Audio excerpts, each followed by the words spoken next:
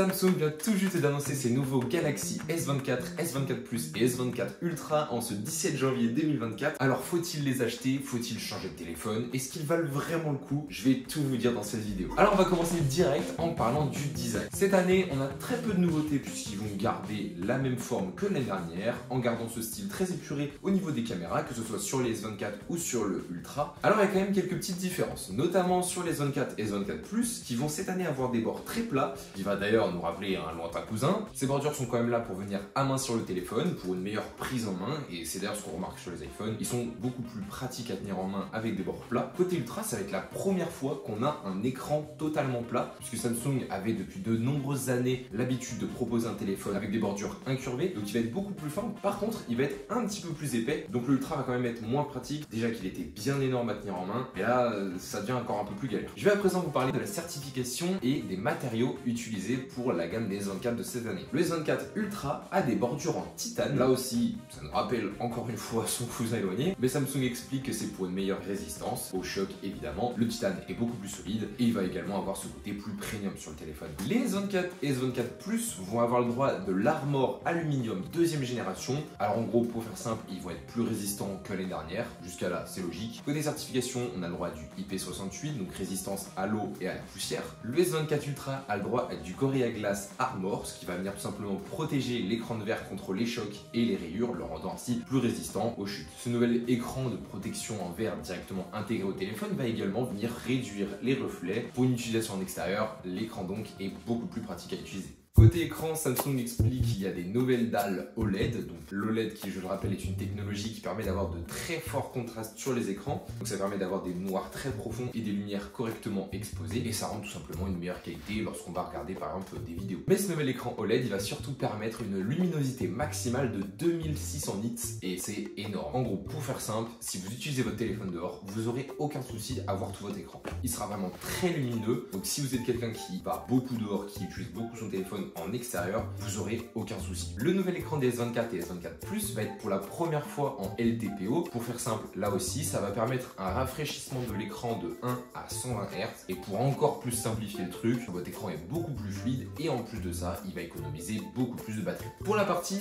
appareil photo, vous allez voir que pour le S24 et le S24 Plus, il n'y a pas tellement de changements majeurs. Cependant, pour le Ultra, on va avoir quelques petites modifications, notamment sur la partie zoom. Alors en effet, pour la partie zoom, on va avoir un capteur optique en x5, contrairement à la dernière où c'était en x10. Alors là, si vous avez un peu suivi, vous vous dites, mais l'année dernière, du coup, au final, il était mieux que celui de cette année. Et bien en réalité, oui et non. La différence, c'est que là, le zoom va être donc moins élevé que celui de l'année dernière, mais on va avoir plus de pixels, donc on va pouvoir faire ce qui s'appelle un crop capteur. Alors à voir à l'avenir avec les tests, on verra bien si oui ou non le capteur est réellement mieux, mais donc au final, il n'y a pas de changement majeur. Samsung explique juste que la qualité est au final meilleure, puisqu'il y a une nouvelle IA qui va être intégrée, qui permet donc d'avoir une meilleure qualité. Sinon à part ça, il n'y a pas tellement de changements en partie photo et vidéo. L'une des plus grosses nouveautés cette année, c'est en fait la partie IA, et Samsung a beaucoup fait de publicité là-dessus. Ces S24 sont bombardés de fonctionnalités à base d'IA à tout va. Alors pour commencer, des fonctionnalités de traduction sont implantées partout et ça dans plus de 13 langues. Vous allez notamment pouvoir le faire dans l'application Notes, Samsung Internet ou encore l'enregistreur vocal. L'application Notes peut très rapidement vous créer des résumés, vous traduire un texte ou encore retranscrire des textes écrits à la main. L'IA est également présente dans les parties photos puisque si par exemple vous allez avoir une photo qui est mal recadrée, vous allez pouvoir dézoomer et le téléphone va automatiquement vous recréer une partie d'image sur les bords. Alors c'est un petit peu ce qu'on avait déjà dans Photoshop, mais ça va donc arriver directement dans votre téléphone. De plus, c'était déjà présent dans les pixels de Google, mais vous allez pouvoir très rapidement effacer ou tout simplement déplacer une personne présente dans une photo ou un objet qui peut gêner par exemple. Et l'IA de Samsung va tout simplement recréer les éléments derrière pour que la photo semble prise sur le fait. L'application de photo de Samsung va également vous proposer de retoucher très rapidement votre photo à votre place. Là aussi une fonction déjà présente sur les Google Pixel, mais Samsung a beaucoup travaillé avec Google cette année pour leur nouveau S24 et donc on a des fonctionnalités plutôt similaires. Samsung améliore Google Lens, c'est une fonctionnalité que personne n'utilise. Vous savez, cette application de reconnaissance visuelle développée par Google dont personne ne sait jamais où elle se trouve. Donc cette application permet, grâce à votre caméra, de reconnaître des objets, du texte, des QR codes, des lieux, etc. Samsung améliore donc Google Lens avec la fonctionnalité appelée Entourer pour chercher. Une intégration accessible de n'importe où sur les S24 et qui permet donc, comme son nom l'indique, d'entourer une image pour chercher directement la chose en question. Alors toutes ces fonctionnalités IA vont également arriver dans les S23 via une mise à jour future qui devrait arriver dans l'année, et donc les fonctions IA présentes dans les nouveaux S24 seront également disponibles pour les S23. Côté batterie, on va avoir du 4000 mAh pour le S24, du 4900 mAh pour le S24 Plus et du 5000 mAh pour le S24 Ultra. La recharge rapide sera disponible en 25 watts pour le S24 et du 45 watts pour le S24 Plus et le S24 Ultra. Pour la recharge sans fil, on va être limité à du 15 watts, donc ça va être une recharge